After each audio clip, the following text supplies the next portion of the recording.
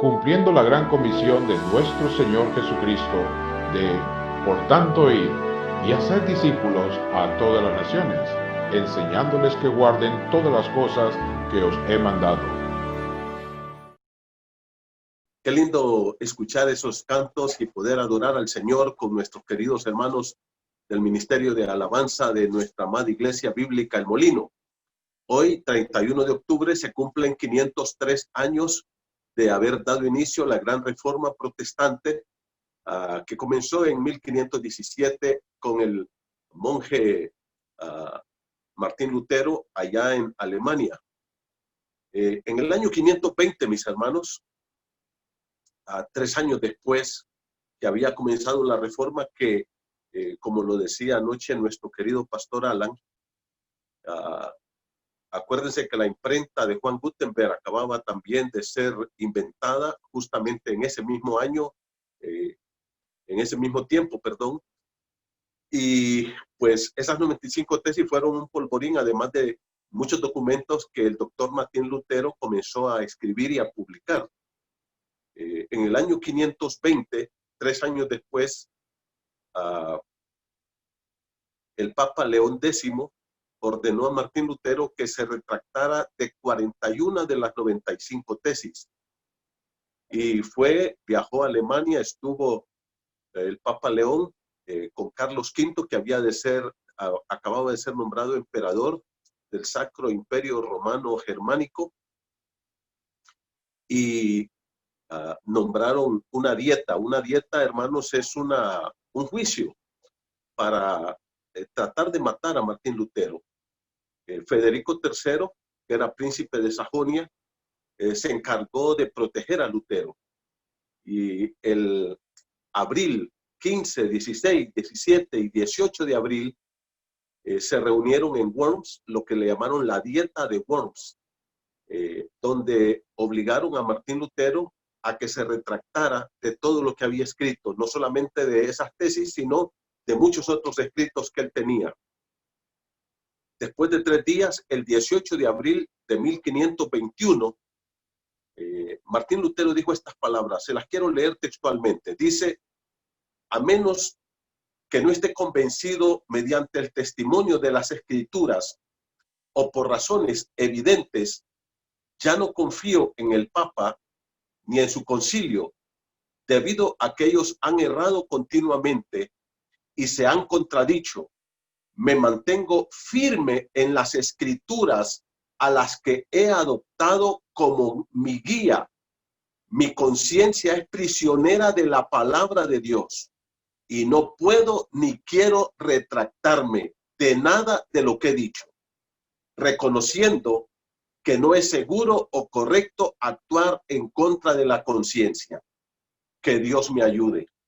Hermanos, mire, cuando Martín Lutero dijo estas palabras, delante de quien las dijo, en el lugar que las dijo y en el tiempo que las dijo, era su sentencia de muerte.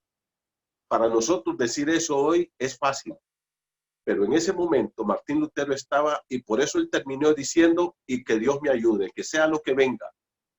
Y yo creo que Dios usó eso para levantar su palabra, para honrar su palabra. Y qué bueno que nuestro querido doctor y hermano pastor Alan Perdomo está con nosotros. Alan, gracias por aceptar esto. Alan ha sido un estudioso de la escritura, fue maestro en el CETECA por muchos años, ha estado trabajando con una institución llamada Alcance Mundial y ha pastoreado, ha estado ahí trabajando duro en la obra. Entonces, qué privilegio tener a Alan con nosotros, un tremendo maestro y expositor de la escritura. Bienvenido, hermano, te dejamos el tiempo y que Dios te use. Muchas gracias, pastor. Qué gusto de saludarlos una vez más. Es un placer acompañarlos en esta oportunidad de nuevo para que continuemos reflexionando en estos eventos que ocurrieron hace ya más de 500 años. 503 años para ser exactos. Esos fueron años muy, muy tumultuosos. Fueron años de descubrir cosas para Martín Lutero.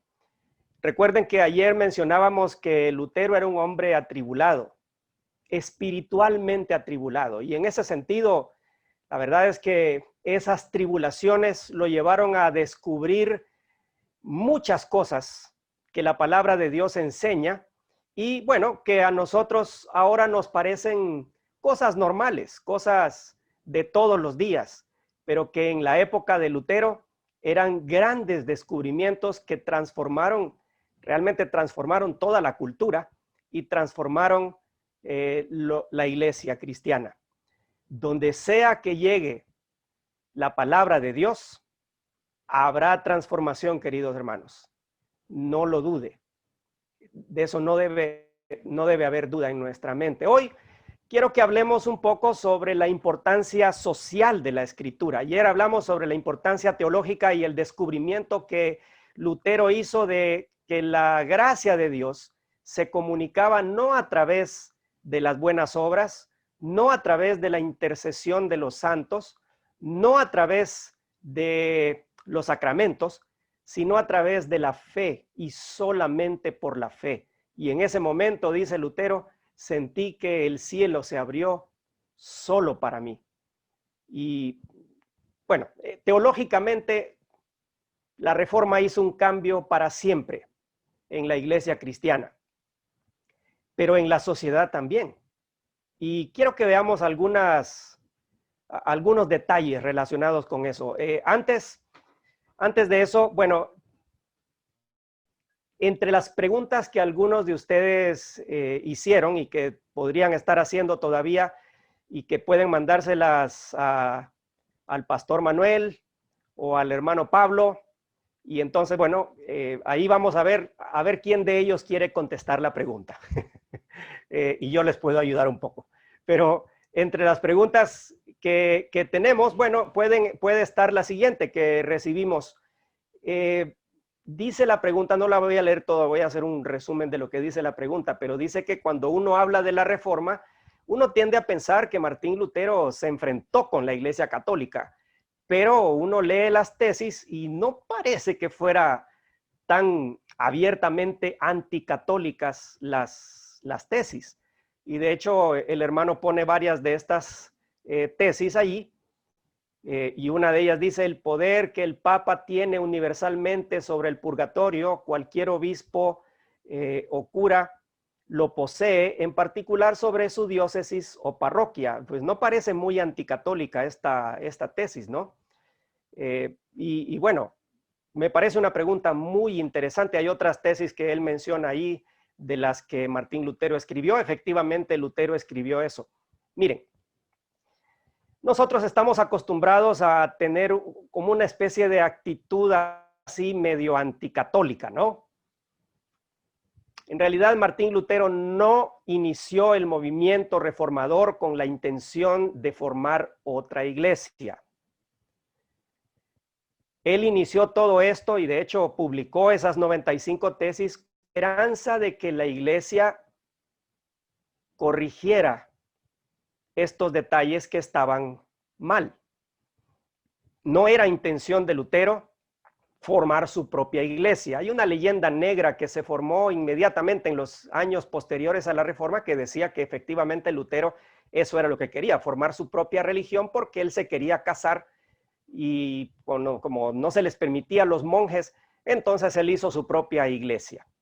Pero no es cierto eso. Lutero lo que buscaba no era condenar al Papa, sino que la iglesia corrigiera estos detalles que él mismo estaba descubriendo a la luz de sus estudios bíblicos y teológicos. Es como que si nosotros dijéramos, queremos proteger la institución de, por decir algo, queremos proteger la institución de la alcaldía, pero no estamos de acuerdo con el alcalde. ¿Entienden la diferencia? O sea, él no estaba condenando el papado, de hecho él creía en el papado, creía que era necesario que hubiera una cabeza visible de la iglesia. Con el tiempo, en los años esos tumultuosos que siguieron, como mencionó el pastor Manuel, en los 3 o 4 años después de que él publicó sus tesis, muchas cosas vinieron a su mente y él llegó a la conclusión más bien de que no solamente el Papa que estaba en ese tiempo no estaba bien, sino toda la institución, y él fue viendo todas las implicaciones de sus ideas, pero eso fue con el tiempo. No fue un asunto tan inmediato. De hecho, cuando Lutero escribió sus 95 tesis, pues su esperanza era que sus colegas maestros de la universidad pudieran debatir con él y llegar a puntos en común. Por eso es que vemos que en las tesis él habla acerca del Papa, él habla acerca de, bueno, a veces lo hace irónicamente, porque en una de las tesis, por ejemplo, él dice, el Papa que tiene más dinero que muchos potentados debería sacar a las almas del purgatorio por su simple gracia, dice él. Entonces hay palabras fuertes, irónicas ahí en medio de esas tesis. Pero él tenía la esperanza de que la iglesia se reformara. En cambio, la iglesia, la verdad es que manejó bastante mal el tema de Lutero y comenzaron a hostigarlo, a atacarlo, a cuestionarlo, a acusarlo. Y bueno, en el año de 1520 se publicó una famosa bula. Una bula no es una burla, sino una bula, es una carta circular que se publicaba para toda la iglesia, una bula famosa que se llamaba Exsurge Domine, que significa levántate, Señor, porque una zorra ha entrado en tu viña. Así comenzaba la carta, y la zorra era Lutero, por supuesto, y con eso básicamente lo estaban excomulgando de la iglesia. Lutero tomó la carta, que tomó varios meses en llegar hasta Alemania, por supuesto. Tomó la carta, se dirigió a la plaza central de la ciudad y allí públicamente la quemó. Ese evento marcó la ruptura oficial de Lutero con la iglesia de Roma. La dieta de Worms que mencionó el pastor Manuel vino un poco después de eso, unos meses después de eso, y por supuesto la intención era tenderle una trampa a Lutero. Entonces, ese lenguaje que ustedes ven en las tesis no es un lenguaje anticatólico, porque Lutero era un monje. Lutero era, no había alguien más católico que Lutero. Con el tiempo él se fue dando cuenta de las implicaciones de sus ideas y eso lo llevó a una ruptura que no era su intención original. Bueno, ¿qué impacto tuvo la escritura sobre la sociedad medieval? Bien, la sociedad medieval era más o menos como ustedes la están viendo en la imagen. Espero que estén viendo la imagen, me avisan si no es así. Esta pirámide que está allí representa lo que era la sociedad medieval. Era una sociedad piramidal. En la cumbre de la pirámide estaban, por supuesto, los reyes y los emperadores. En el segundo estrato social estaba la nobleza, los caballeros y también la iglesia. Pero aquí cuando dice la iglesia no está pensando en todos los fieles que han creído en Cristo. No, no, no, no. Cuando se dice aquí la iglesia está pensando en las autoridades, el papa, los cardenales, arzobispos y toda esa jerarquía de la iglesia. Y luego en la parte de la base de la pirámide, pues estaban los vasallos o plebeyos, los campesinos, la gente común, el vulgo, como usted quiera llamarle. Y claro, esta sociedad que se mantuvo así por unos 1000 años más o menos, se fue desarrollando y se quedó ahí por unos 1000 años, entre el año más o menos 500 al año 1500. En esta época, pues toda la sociedad estaba regida por estos estamentos que eran bastante rígidos. Es decir, no era muy común que un rey, a menos que perdiera una guerra y fuera llevado esclavo, pero no era muy común que un rey pasara de ser rey a ser simplemente de la nobleza. O, por ejemplo, un noble, los condes, vizcondes y duques y todo lo que usted ve en las películas, pues esa nobleza pues era noble de principio a fin, desde el nacimiento hasta la tumba. Aunque se volvieran pobres, aunque perdieran sus riquezas, ellos seguían siendo nobles, nunca podían ser llamados plebeyos, ¿ya? Y un plebeyo tampoco tenía muchas esperanzas de subir a la nobleza. Había muy pocas excepciones a esta regla, por supuesto. Por ejemplo, si alguien destacaba en alguna batalla, alguna guerra, o le salvaba la vida a algún rey o algún príncipe, pero generalmente no era así. De aquí es de donde viene la expresión, por ejemplo, yo tengo sangre azul. No importa que sea pobre, sigo teniendo sangre azul, ¿ya? Así era la sociedad medieval, una sociedad de estamentos bastante rígidos, una sociedad que tenía poca movilidad social. No es que la gente aspiraba, voy a trabajar y voy a ahorrar y después voy a llegar a un plano más alto en la sociedad. No, no funcionaba así. De hecho, la pregunta que poco a poco comenzó a responder Lutero fue esta: ¿cuál es el lugar de cada uno en la iglesia y en la sociedad? ¿Cuál es el lugar que me toca a mí? Y hablando de la sociedad, lo que básicamente se respondía era, bueno, en el estado en el que naciste, en ese estado vas a morir. Si eres un emperador, bueno, morirás emperador, a menos que te mate otro emperador en una guerra, en una batalla. Si eres noble, si eres conde, vizconde o eres parte de la jerarquía de la iglesia, allí vas a morir. Y si eres plebeyo, pues estás condenado a ser plebeyo toda tu vida. Todas las historias de caballerías y todo eso tienen que ver con gente noble que, por ejemplo, se volvió pobre y que recorría grandes aventuras en su vida, etcétera, etcétera, etcétera. Pero básicamente la idea es que la sociedad era bastante cerrada. Y si nos trasladamos a la iglesia, y voy a trasladar aquí a la iglesia, preguntémonos, ¿cómo era la iglesia y qué lugar ocupaba cada persona en la iglesia? Y la respuesta era esta. En la iglesia y también en la sociedad habían estos estamentos muy rígidos. Había una clara diferencia entre el clero y los laicos. La palabra laico viene de la palabra laos, que significa el pueblo. Los laicos son el pueblo, el vulgo, la gente común y corriente.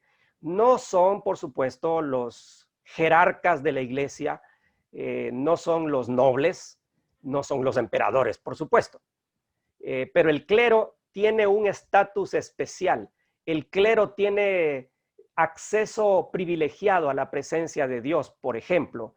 El clero tiene autoridad para codearse con las autoridades políticas del imperio o del estado donde estaban. Así que esa diferencia tan fuerte, tan marcada, y es una diferencia, era una diferencia absoluta, se mantenía no solamente a nivel social, sino también a nivel de iglesia. Por supuesto, si usted quería acceso a los privilegios especiales de la iglesia o que ofrecía la Biblia, usted necesitaba un mediador, y ese mediador era el sacerdote. Por eso los sacerdotes tenían tanto poder. En América Latina, por ejemplo, toda la educación, y durante toda la época colonial, la educación estuvo en manos de la iglesia, los bancos estuvieron en manos de la iglesia, el registro, no se llamaba civil, pero el registro de matrimonios, de defunciones y nacimientos estaba en manos de la iglesia. Casi toda la sociedad estaba en manos de la iglesia. Y al decir la iglesia, repito, no estamos pensando en todos los creyentes, no, estamos pensando en las autoridades eclesiásticas. Si usted quería tener acceso a la gracia de Dios, necesitaba pasar por el sacerdote. Si usted necesitaba el perdón de sus pecados, necesitaba ir a confesarse con el sacerdote. Es decir, ese sacerdocio otorgaba privilegios especiales a un grupo de creyentes. Y por supuesto, el acceso a la escritura era prácticamente nulo. Prácticamente nulo. Literalmente, en las iglesias, en las grandes catedrales, habían copias de la escritura que eran hechas a mano, por supuesto, antes de la invención de la imprenta, eran hechas a mano, y para que la gente no se robara las páginas, les ponían en algunos casos cadenas. Así que es muy simbólico, porque podríamos decir que la Biblia estaba encadenada durante toda la Edad Media, literalmente y también simbólicamente. Así que sí, esa era la sociedad medieval en la que se movía Martín Lutero. Él no comenzó la reforma para cambiar esto. No. Comenzó la reforma precisamente para cuestionar el esquema sobre todo las indulgencias y esta venta de tráficos y de privilegios espirituales especiales. Con el tiempo, Lutero se fue dando cuenta de las implicaciones de lo que él estaba diciendo. Me voy a mover aquí otra vez porque voy a pasar a lo que Lutero descubrió. ¿Qué fue lo que Lutero descubrió? Bueno, si tenemos a que así era la iglesia medieval, Lutero descubrió un nuevo mundo, una nueva manera de ser comunidad.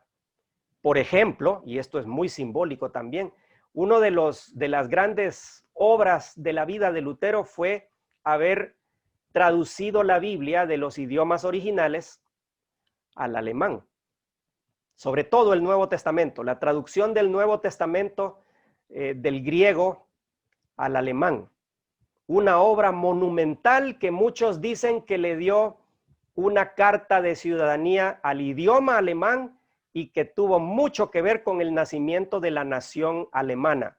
De hecho, cuando se escribe la historia de Alemania, uno tiene que mencionar a Martín Lutero, en parte porque él hizo una traducción de la Escritura.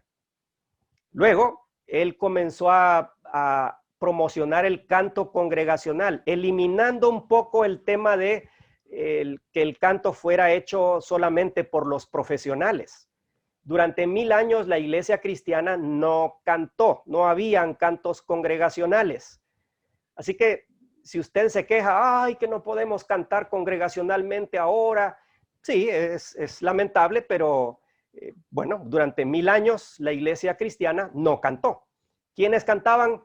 Bueno, cantaban coros masculinos, no se permitían mujeres. El canto congregacional era cantado por coros masculinos.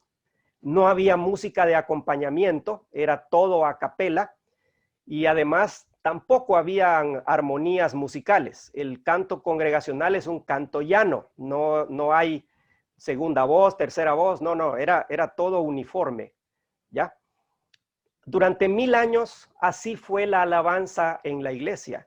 Y sin embargo, Lutero comenzó a introducir cantos congregacionales. Incluso la iglesia lo empezó a acusar de utilizar música demasiado vulgar, decían ellos, para cantarle a Dios. ¿Cómo es posible? El canto congregacional es el único que se podía usar. Pero lo que Lutero no se estaba dando cuenta es que la transformación que él estaba promoviendo aquí no era solamente una transformación a nivel de canto o a nivel de tener otra versión más de la Biblia, que nosotros lo damos eso por sentado, sino que él llegó a las raíces más profundas de la sociedad. Estaba amenazando nada más y nada menos que esa sociedad de estructura piramidal tan fuerte que se había mantenido durante 1000 años. Y por último, la idea del sacerdocio universal, que es uno de los grandes legados de la Reforma Protestante. Se los voy a poner aquí en uno de los textos de la Biblia que nos habla acerca de esto. Mas vosotros sois linaje escogido, real sacerdocio, nación santa, pueblo adquirido por Dios, para que anunciéis las virtudes de aquel que os llamó de las tinieblas a su luz admirable. Todos nosotros conocemos este texto de la palabra de Dios que está en 1 Pedro capítulo 2, versículo 9. Aquí dice, vosotros sois linaje escogido. Y luego dice real sacerdocio. ¿A quiénes se refiere aquí? La lectura que hacía la iglesia es que la iglesia, entiéndase la jerarquía, los líderes, la iglesia es un real sacerdocio, pero ese no es el sentido del texto de Pedro acá. ¿Quiénes somos nosotros? ¿Quiénes son vosotros? ¿A quiénes se refiere Pedro aquí? Pues es a todos los creyentes. Todos nosotros somos sacerdotes, con un propósito, de paso, hay que decirlo. El propósito no es que nos llamen su santidad, reverendo, no, ese no es el propósito. El propósito está clarísimo en este texto. El propósito es que anunciemos las virtudes de Dios. Ese es el propósito. Por eso es que somos sacerdotes. Todos los creyentes somos sacerdotes. Ahora, estos tres detalles que he mencionado relacionados con la popularización de la palabra de Dios. Luego hemos hablado acerca de precisamente el ser sacerdotes, todos los creyentes que éramos sacerdotes. Estas ideas hicieron un gran impacto en la sociedad medieval. Muchos dicen que cuando Lutero pronunció las palabras que leyó el pastor Manuel, donde él decía, me tienen que convencer con la escritura. No puedo ir contra mi conciencia. Muchos dicen que en ese momento nació la época moderna de la historia. Sí, cuando Lutero dijo, no puedo ir en contra de mi conciencia. Y hasta el día de hoy, el tema de la objeción de conciencia con respecto a ir a la guerra, por ejemplo, es muy respetado a nivel mundial, precisamente habiendo nacido allí con la Reforma. Pero esta idea de que todos somos sacerdotes, de que todos podemos ejercer ministerio, era una idea revolucionaria. Porque la idea era, ¿cómo va a meter a usted a gente del vulgo? ¿Cómo va a meter a usted a gente común y corriente a hacer el ministerio? Y en ese sentido, creo que nosotros necesitamos recuperar estas palabras que dijo Martín Lutero. Todos los cristianos, dijo él, son sacerdotes, y todas las mujeres sacerdotisas, jóvenes o viejos, señores o siervos, mujeres o doncellas, letrados o laicos, sin diferencia alguna. ¡Wow! ¿Y saben qué? Eso impacta todavía el día de hoy, porque todavía nosotros seguimos haciendo una diferencia entre clero y laicos. Ya no le llamamos clero entre los evangélicos. No, le llamamos de otra forma. Le llamamos los pastores, el reverendo fulano de tal. Yo entiendo, los títulos lo entiendo, ¿verdad? Son títulos. Pero tengamos cuidado, tengamos mucho cuidado de no caer en lo que habían caído en la iglesia durante la Edad Media. Una división tan tajante que elimina este aspecto que menciona Lutero. En otro de sus libros, Lutero llega a escribir que cuando una doncella va a ordeñar una vaca, y lo hace para la gloria de Dios, ella está haciendo ministerio para la gloria de Dios.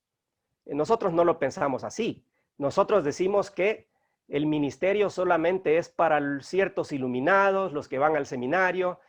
Yo digo que hay que ir al seminario, yo digo que hay que prepararse, yo digo que hay que capacitarse mejor, pero eso no significa que nuestros líderes o pastores sean esencialmente superiores al resto de los simples mortales. No es verdad eso. Nosotros a veces hemos llamado a nuestros hermanos pastores el ungido de Dios. Tenga mucho cuidado con esa afirmación por dos razones. Número uno, porque la palabra ungido en hebreo es Mesías y en griego es Cristo. Así que si usted se va a asignar a sí mismo como pastor o líder, no, yo soy el ungido, discúlpeme, ¿verdad? Pero yo soy ungido. Usted está diciendo con eso que usted es el Cristo. Y solo hay un Cristo, solo hay un maestro, dice Jesús mismo, dijo, el Cristo. Así que hay que tener cuidado con eso. Eso no significa que no hay que respetar la autoridad y la dedicación de nuestros hermanos pastores y siervos, que hay que apreciarlos, orar por ellos, apoyarlos, etcétera. Pero eso no significa que tengan un acceso especial, una tarjeta VIP en el reino de Dios. No hay tarjetas VIP. Todos somos linaje escogido, real sacerdocio. Todos somos sacerdotes, dijo Martín Lutero. Y bueno, ¿y yo como sacerdote qué puedo hacer? ¿Qué significa que yo sea sacerdote? Miren, les voy a presentar en esta diapositiva 6 cosas que usted podría hacer. Esto podría ser otra predicación y no lo voy a predicar en este momento, solo se los voy a mostrar. Ahí está. Estas son cosas que todos podríamos hacer porque somos sacerdotes. Miren, todos esos textos están escritos en una forma en la que presentan estas actividades como que si fueran ofrendas o sacrificios que se ofrecen a Dios. En el Salmo 51, David dijo que tú no quieres sacrificios, sino que quieres que confesemos pecados a ti, el corazón contrito y humillado. Eso es lo que Dios quiere. Y así, todos estos textos presentan estas actividades como ofrendas que podríamos presentar a Dios. Bueno, los sacerdotes presentaban ofrendas. Aquí tienen ustedes 6 ofrendas que podríamos presentar como sacerdotes que somos. Confesar nuestros pecados, presentar nuestro cuerpo en sacrificio vivo, que los gentiles sean presentados como ofrenda santificada, dice Romanos 15:16. En Filipenses 4:18, Pablo dice que él recibe lo que los filipenses le mandaron, las ofrendas que le mandaron, como olor fragante delante de Dios.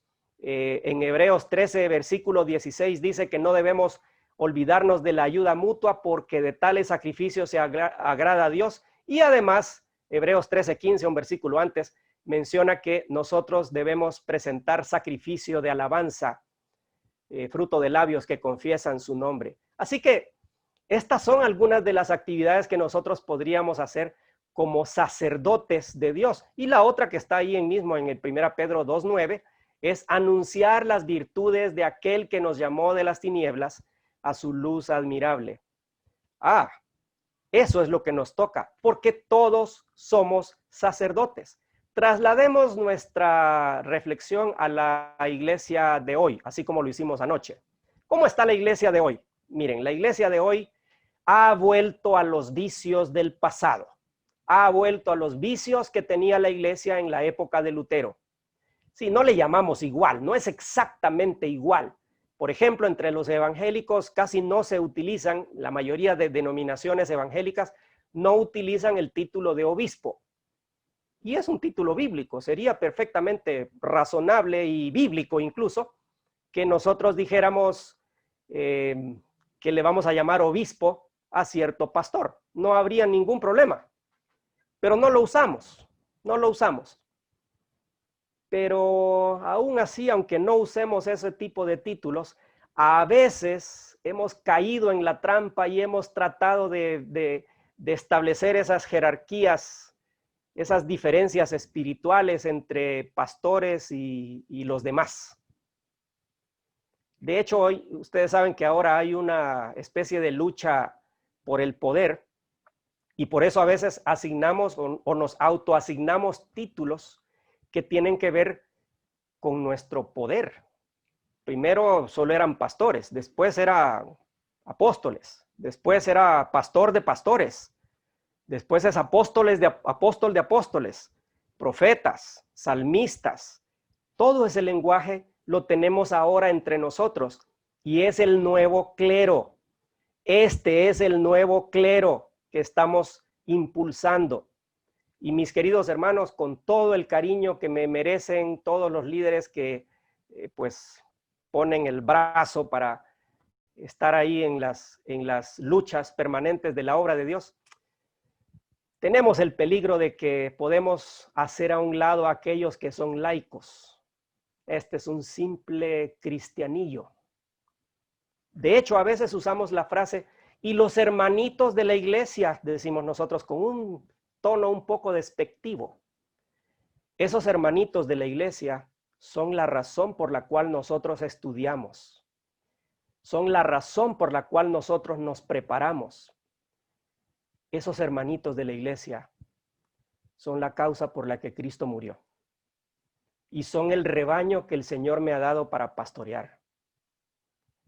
Por supuesto, ese acceso privilegiado que nosotros a veces pretendemos tener le hace mucho daño a la iglesia. Y a veces, y esto es culpa igual de los miembros de la iglesia, no solamente es culpa de los líderes, porque la iglesia a veces ha sentido que es muy cómodo que haya alguien que nos diga qué hacer. Yo no veo tal programa de televisión porque a mi pastor se molesta. Ya le he comentado yo y me ha regañado el pastor.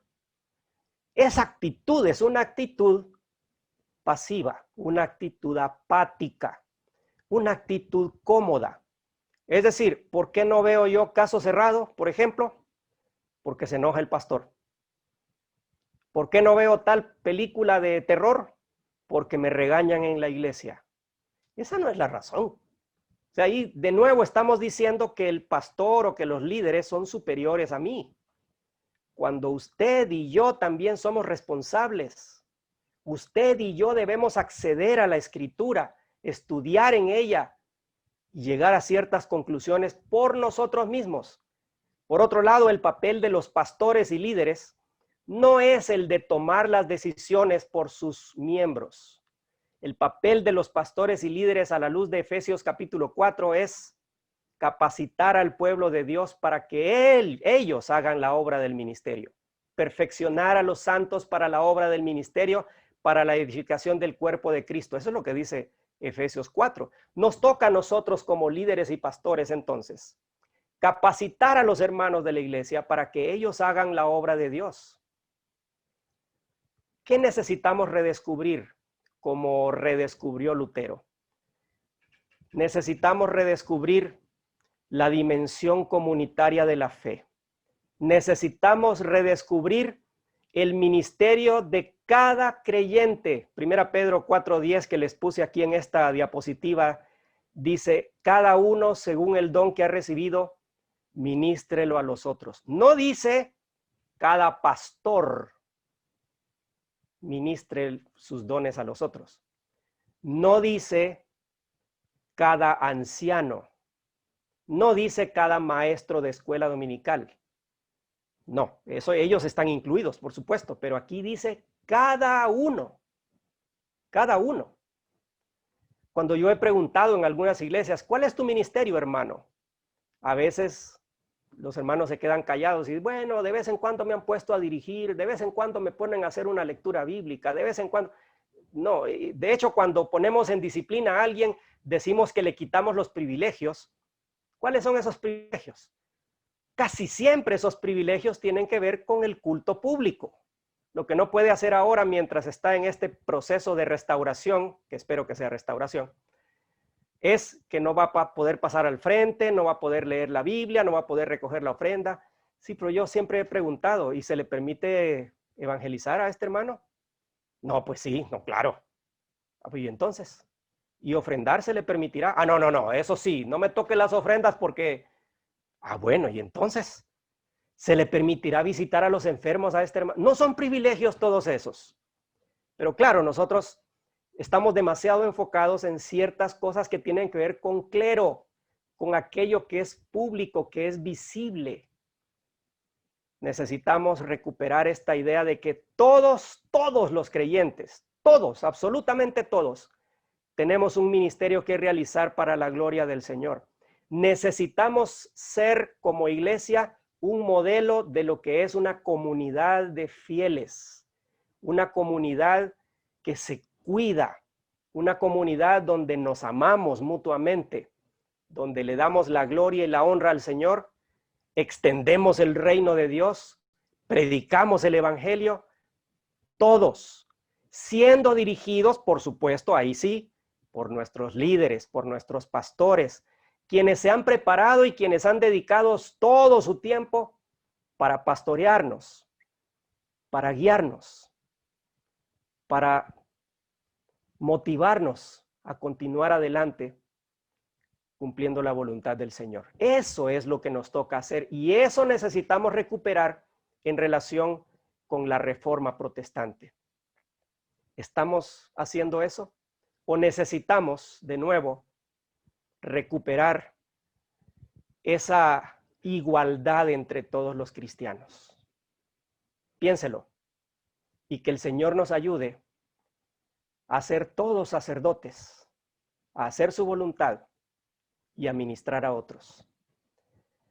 Quiero orar en esta ocasión y después vamos a tener un tiempo de preguntas si hubiera algunas preguntas. Señor, quiero darte las gracias por la oportunidad y el privilegio de ser parte de tu pueblo. Un pueblo distinto, un pueblo diferente, un pueblo alternativo, con un estilo de vida distinto, con valores diferentes. Señor, queremos pedirte perdón, porque de nuevo hemos buscado el poder, Muchas veces hemos buscado la fama. Muchas veces terminamos compitiendo los unos por los otros, estorbándonos con celos, envidias, resentimientos. Pero tu palabra nos enseña que todos somos real sacerdocio. Somos sacerdotes tuyos. Eres el Rey. Permite, Señor, que ministremos todos los días estas ofrendas que tu palabra nos ha enseñado, pero también toda clase de servicio para otras personas, así como hacían los sacerdotes del Antiguo Testamento. Ayúdanos a vernos a nosotros como los sacerdotes del barrio donde vivimos. Ayúdanos a vernos a nosotros como los ministros de nuestra familia, que nos toque ministrar y servir a nuestros sobrinos, a nuestros hermanos, a nuestros primos, a nuestros amigos, a nuestros compañeros de trabajo, y que extendamos tu reino siendo dirigidos por nuestros líderes, mientras tú como cabeza nos guías hacia tu gloria y honra. Quiero darte las gracias por la Iglesia Bíblica El Molino.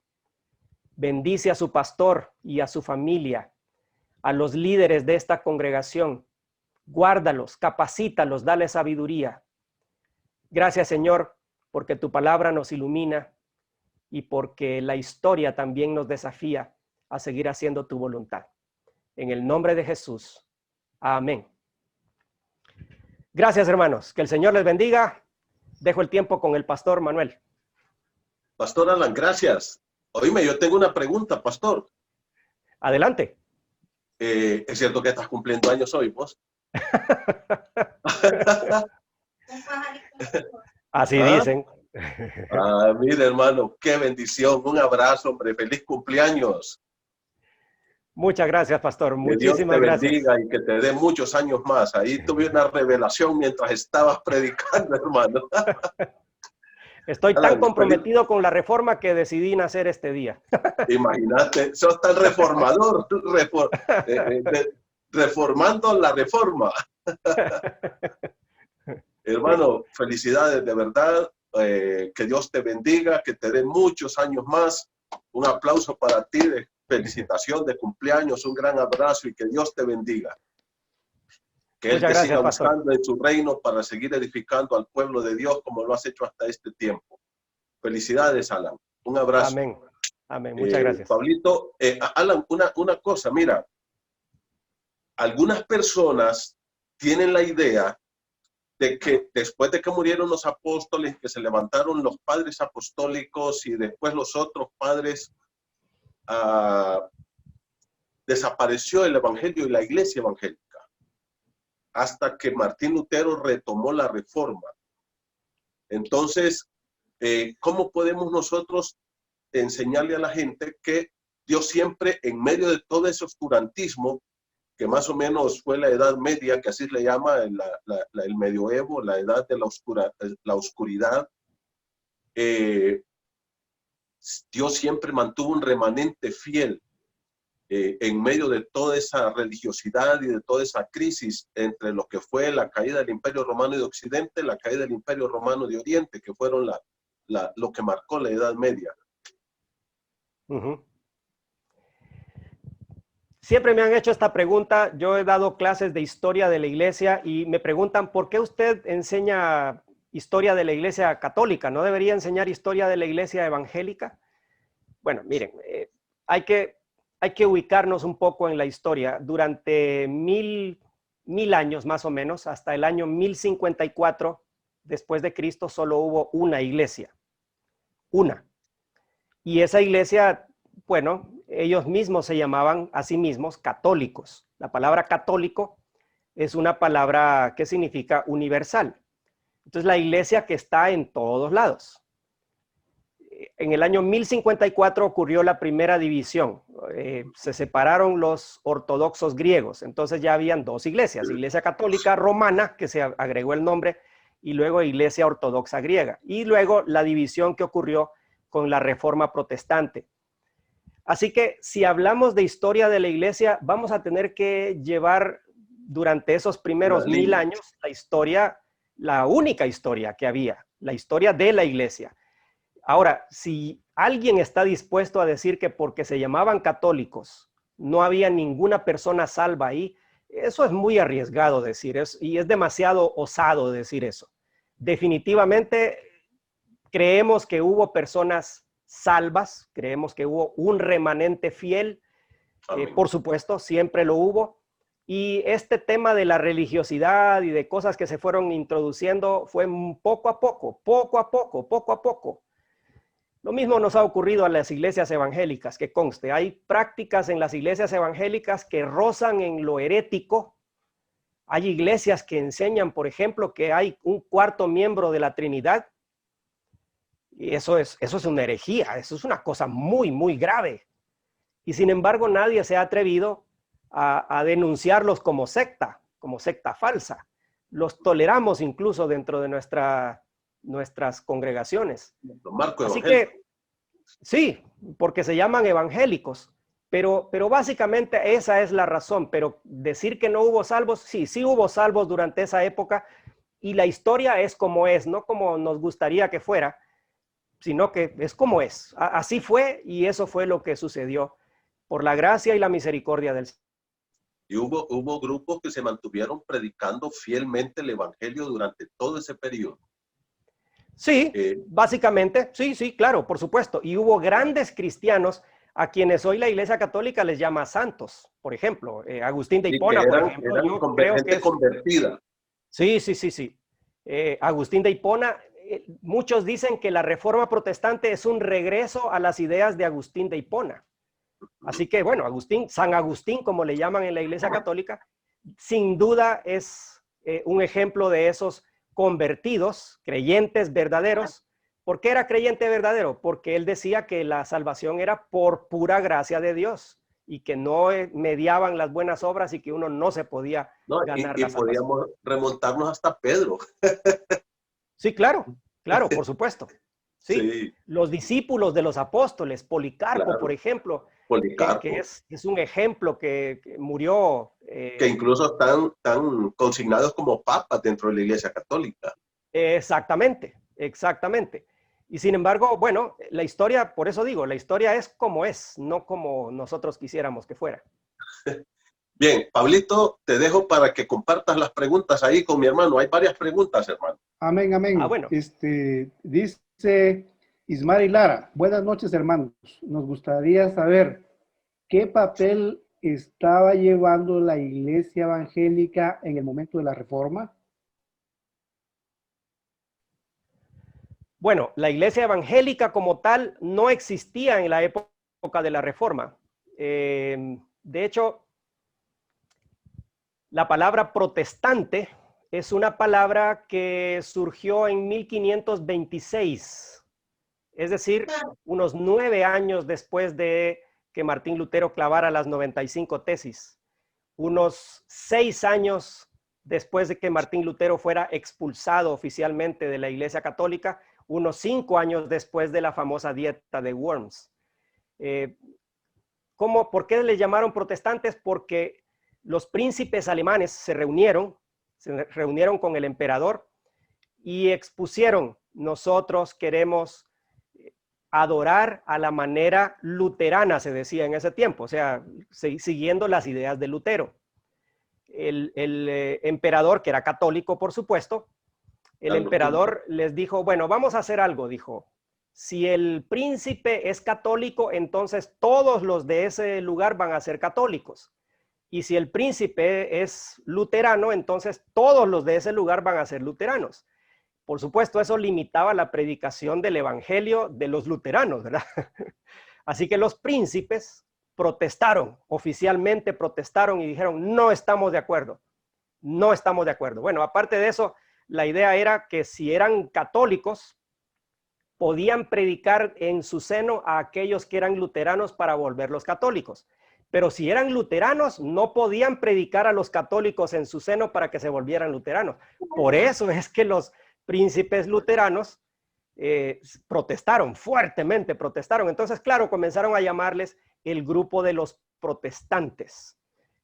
Con el tiempo surgieron después los reformados, los seguidores de Calvino, surgió la reforma en Inglaterra, surgieron los anglicanos, surgieron después los anabautistas y otros grupos más, ¿verdad? Pero la iglesia evangélica fue una derivación de la reforma protestante y cada iglesia evangélica tiene su propia historia. Los bautistas surgieron de los anglicanos, por ejemplo. La iglesia centroamericana surgió de los hermanos libres, que viene de ahí, de la reforma anabautista. Bueno, los menonitas, que es otra rama. Es decir, los menonitas vienen de otro grupo, de Juan Wesley en el siglo XVIII. O sea, cada iglesia evangélica tiene su propia historia, pero toda la rama principal viene de la reforma protestante de Martín Lutero. Gracias, hermano. Amén. Pablo. Hay otra pregunta. Dice Luis Fortín, ¿podría hablar sobre la importancia de estudiar la teología histórica? Bueno, miren, si ya he mencionado que hoy en día tenemos una gran apatía entre los cristianos con respecto a la escritura. Creo que la teología histórica es muy importante de estudiar, pero antes de la teología histórica hay que comenzar estudiando la escritura. Entonces, en ese orden, si no hemos estudiado la escritura, estudiar teología histórica nos va a parecer una cosa interesante, pero poco práctica. La base es estudiar la escritura. Aparte de la escritura, espero que estudiemos teología sistemática, por ejemplo, que es una manera de estudiar las doctrinas centrales del cristianismo. Luego la teología histórica, miren, la historia nos enseña tantas cosas. Nos enseña a no repetir los errores que la iglesia ha cometido. Nos enseña la providencia de Dios en medio de circunstancias tan tumultuosas. A mí, por ejemplo, me enseña a saber que Dios fue preparando el camino para que Lutero surgiera 100 años antes, un poco menos de 100 años antes de Lutero. Vivió Juan Hus, por ejemplo, a quien invitaron a una dieta parecida a la dieta de Worms. Le ofrecieron un salvoconducto para que no lo capturaran, y una vez que estaba ahí adentro, todos dijeron, si es un hereje, toda promesa que se le haya hecho es inútil. Entonces lo capturaron y lo mataron. Lo quemaron vivo. Murió quemado en la hoguera. Entonces, lo mismo querían hacer con Lutero, que conste, solo que ahí el príncipe Federico de Sajonia lo rescató. Ahí sí lo rescató, pero miren, Dios fue moviendo sus piezas y preparando todo el terreno para que estas cosas sucedieran. Así que estudiar teología histórica es tan importante, pero espero que eso vaya acompañado de un estudio serio y sistemático de la escritura. Lo que tú has dicho, hermano, sobre eso porque toda teología tiene que ser bíblica. Si no es bíblica, pues no es una teología correcta. Y por eso es importante conocer la Biblia primero y luego conocer los movimientos teológicos a través de la historia. Yo he leído y también he enseñado historia en varios lugares. Y yo no sé, hasta este día, lo único que yo puedo entender es que solo la providencia de Dios pudo guardar a Martín Lutero. Nada más. Nada más. Es que no me explico cómo se les escapó. No me explico cómo Dios lo protegió y cómo guardó ese movimiento para que hubiera ese despertar espiritual. Pero solo fue la gracia de Dios. Juan Hus lo quemaron vivo en la hoguera con salvoconducto y todo. Y así muchos otros, no solo él. Sí. Es verdad, eso es verdad. De hecho, lo que ocurrió fue que en el camino, algunos sugieren que en el camino después de la dieta de Worms lo iban a matar y lo secuestraron. Y bueno, lo hicieron desaparecer, Federico. Pero quienes lo secuestraron eran los enviados del príncipe Federico. Entonces, más bien lo rescataron. Sí, es cierto, sí, es verdad. Y justamente en ese tiempo que lo tuvieron ahí secuestrado fue cuando él tradujo básicamente el Nuevo Testamento al idioma alemán. Y eso fue un despertar porque la gente podía leer la Biblia en su lengua. Y eso fue una cosa que cambió socialmente al mundo. Pablito. Sí, dice César Josabel Salazar, pregunta, ¿Qué tan cierto es algunas obras que Martín Lutero escribió sobre los judíos como pueblo de Dios, en donde menciona que los judíos no eran un pueblo de Dios? Es Bueno, esa es una pregunta controversial y tiene que ver con el final de la vida de Lutero. Miren, Lutero tuvo una vida muy triste. Es decir, él disfrutó mucho, él hablaba del matrimonio, por ejemplo, como un estado de gracia, como el estado más amable, decía él. O sea, él disfrutó su matrimonio, sin duda, no vamos a decir que no, pero sufrió mucho Lutero.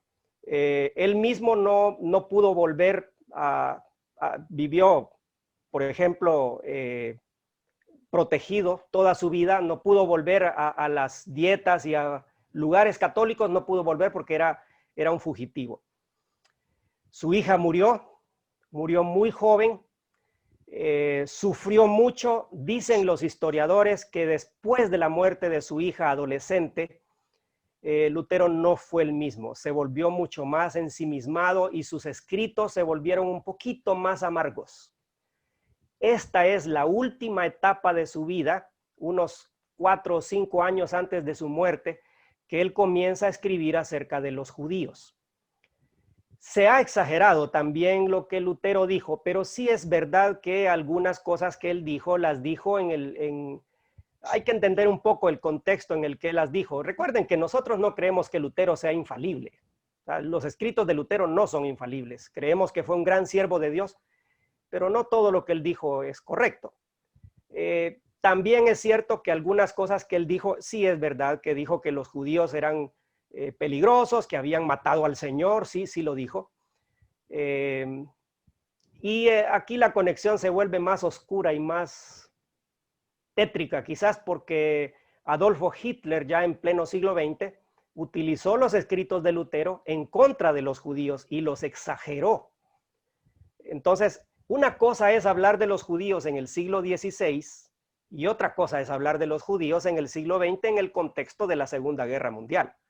Entonces, eso inflamó el odio en contra de los judíos del pueblo alemán, pero no tenía esa intención Lutero. De hecho, también hubo otro episodio más feo todavía, porque lo de los judíos, digamos, no produjo muerte, pero el de la guerra de los campesinos sí es un episodio más feo todavía, porque hubo una guerra entre los nobles y los campesinos y Lutero al principio apoyó a los campesinos y después dijo que los nobles tenían razón en defenderse e incluso sugirió, no dijo que los mataran, pero sugirió que era correcto hacer la guerra cuando uno se defendía. Eso le dio permiso a los nobles y hicieron una gran matanza de campesinos. Lutero estaba muy dolido por lo que sucedió y se sentía hasta cierto punto responsable. Así que, pero en medio de todo, Lutero fue un gran siervo de Dios, pero que tuvo sus fallas. Por ejemplo, los católicos lo acusaban de ser ese monje borracho alemán, decían, porque básicamente a los alemanes toman cerveza. Y yo no estoy seguro que Lutero tomaba cerveza. Eso sí, creo que así era.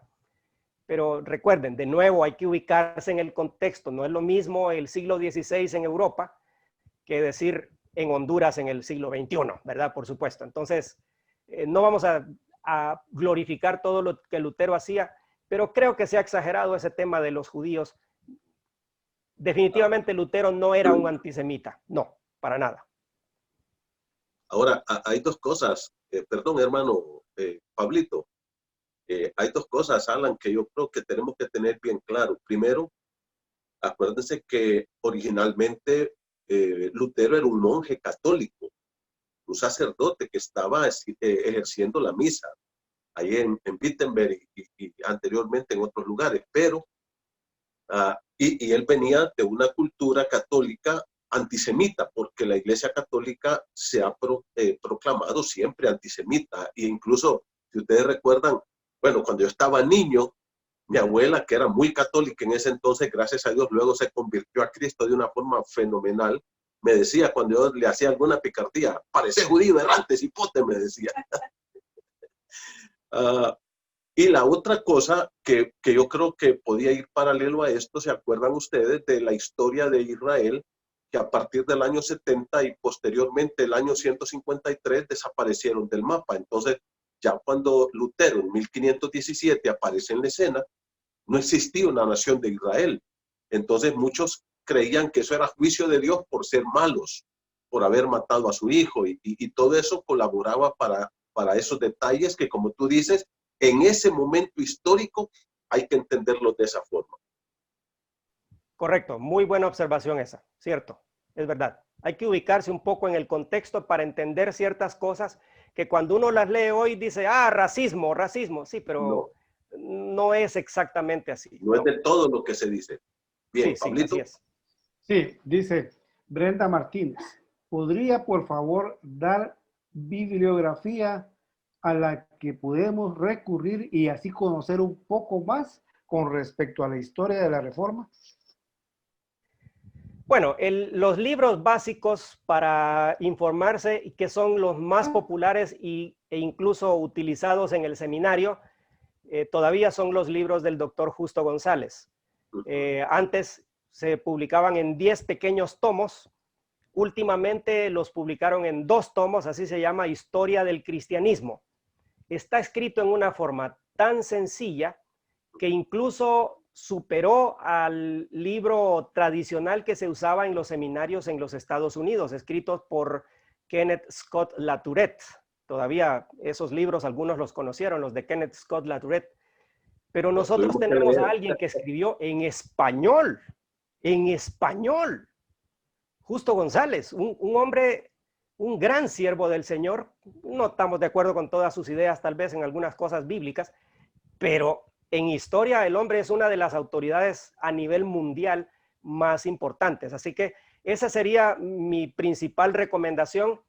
Y si quieren ser más curiosos y entrarle más al tema, hay otro libro escrito por Justo González, más profundo, no de historia, sino de teología histórica, que se llama Historia del Pensamiento Cristiano. Son 3 tomos solamente de cómo se desarrolló la historia de la teología a lo largo de los 2000 años de historia. Así que eso sería básicamente Historia del Cristianismo de Justo González e Historia del Pensamiento Cristiano también de Justo González. Si acaso no tienen mucho tiempo, pueden leer un pequeño libro de Howard Voss que se llama Breve Historia de la Iglesia Cristiana. Entonces, bueno, ahí en breve historia no va a tener muchos detalles, pero va a tener un panorama de cómo es la historia.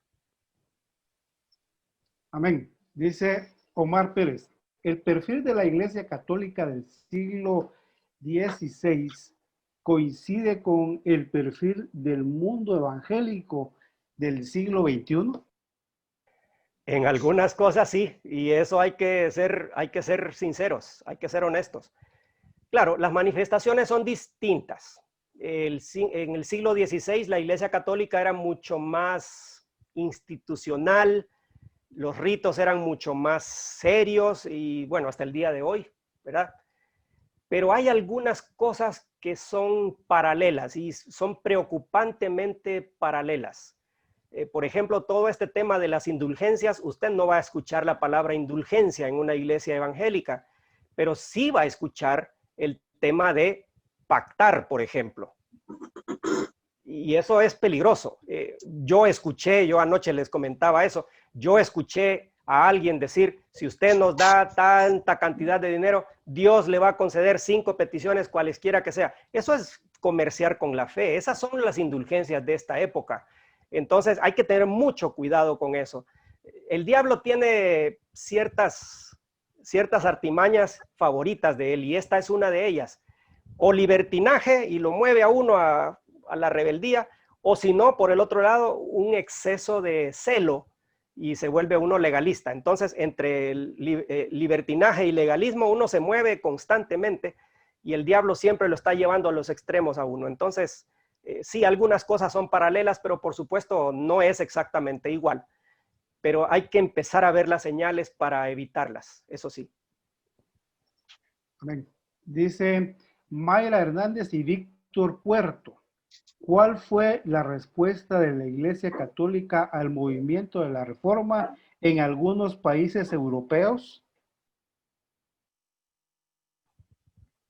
Esa es una muy buena pregunta. Esa es una muy buena pregunta. Hubo un movimiento de contrarreforma liderado en España por el famoso cardenal Francisco Jiménez de Cisneros. Un hombre, miren, un hombre admirable, un hombre eficientísimo, pero en la eficiencia que él tenía estaba ahí el fracaso de la reforma. O sea, él hizo una reforma en España tan buena, pero tan buena, que los españoles no sintieron que había necesidad de una reforma parecida a la de Lutero en Alemania. Pero la reforma de Cisneros en España fue una reforma principalmente administrativa y moral. En esos dos campos, administrativo y moral, Cisneros hizo un trabajo extraordinario. Bajaron los niveles de inmoralidad en los monasterios, los sacerdotes que eran malos y que fueron echados. Administrativamente la corrupción casi desapareció de la Iglesia española. Lo que no pasó en la Iglesia española fue la reforma teológica. Todo este tema de la gracia que mencioné ayer y de la transmisión de la gracia de Dios solo por la fe no ocurrió en España. Y los evangélicos españoles fueron cruelmente atacados en España por la Inquisición y en otros lados también. Casiodoro de Reina y Cipriano de Valera, que fueron los traductor y revisor respectivamente de la Reina Valera, fueron perseguidos en España, sin duda. Esa fue una parte, y la otra fue el Concilio de Trento, que se celebró entre los años 1545 a 1563. Un largo concilio donde la Iglesia Católica pues reafirmó sus doctrinas que todavía nos separan de la Iglesia Católica. Lamentablemente hay anatemas en contra de nosotros que todavía están en vigencia, que dice: todo aquel que enseñe que las obras no ayudan a la salvación, sea anatema. Y entonces yo leo eso y yo estoy ahí. Así que ni modo. Pues no, yo no quiero ser anticatólico, no quiero ser enemigo de nadie, ¿verdad? Pero ahí están esos anatemas que todavía nos separan, lamentablemente, de la Iglesia Católica. Así que esas dos cosas, la contrarreforma en España y el concilio que se llamó así, Concilio de Contrarreforma en Concilio de Trento. Amén. Hermano Omar García dice, ¿podría hablar un poquito de los valdenses que fueron antes de la reforma? El movimiento valdense es un movimiento muy interesante, un movimiento que surgió tal vez 100 y pico de años antes de la reforma. Surgieron en Italia principalmente, se hicieron bastante fuertes allí. Miren, todo esto fue en el contexto de que por 300 o 400 años antes de Lutero, la Iglesia hablaba mucho de reforma. Se intentó de varias maneras reformar la Iglesia, pero habían tres temas: el tema moral, el tema administrativo y el tema teológico. El tema teológico casi no se tocó, pero en el tema administrativo, por ejemplo, estuvo la reforma cisterciense, un grupo de una serie de monasterios que surgieron por toda Europa, que eran muy buenos. En la reforma espiritual, digamos, estaba Francisco de Asís y su movimiento, los valdenses, por ejemplo, y otros grupos que negaban, por ejemplo, la autoridad absoluta del Papa y que comenzaron a pensar que la Escritura era la máxima autoridad. Con el tiempo, los valdenses enviaron misioneros a Sudamérica, por ejemplo, y en Uruguay, por ejemplo, hay grupos todavía que se consideran valdenses. Cuando surgió la Reforma Protestante, los valdenses en algunos lugares del norte de Italia y en otros lugares ya estaban allí, y la alianza fue bastante normal, bastante natural con la Reforma Protestante. Pero sí, los valdenses existieron, un grupo muy, muy interesante, que con el tiempo fue evangélico, sí. Amén, por ahí estamos ya, hermano Alan. Hermano Pastor Manuel también. ¿Ya estuvo, mi hermano? Afirmativo. Pues qué bueno. Hermanos, que Dios les bendiga. Gracias por estar con nosotros. Quiero decirles que mañana vamos a comenzar la reunión a las 10 en punto de la mañana. Ustedes pueden conectar ya desde las 9:40, 9:45, para que vayamos entrando y compartir un poquito, vernos ahí, dialogar, platicar. Y también si usted tiene preguntas, así como esta noche, las puede hacer, y mañana, después de la exposición de nuestro hermano Alan, vamos a darle respuesta a ellas. Por hoy queremos agradecerle a hermano Alan, gracias por esa exposición clara que nos has hecho del impacto social que tuvo la reforma, no solamente ahí la palabra de Dios a través del movimiento de la reforma, no solamente ahí en Inglaterra, sino en todos los países donde fue creciendo todos los avances que hubo a través de la palabra de Dios.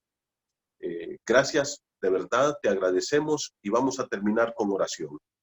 Padre querido, gracias por esta hermosa noche, por lo que hemos aprendido. Padre, gracias porque la iglesia tiene una historia muy larga, Señor.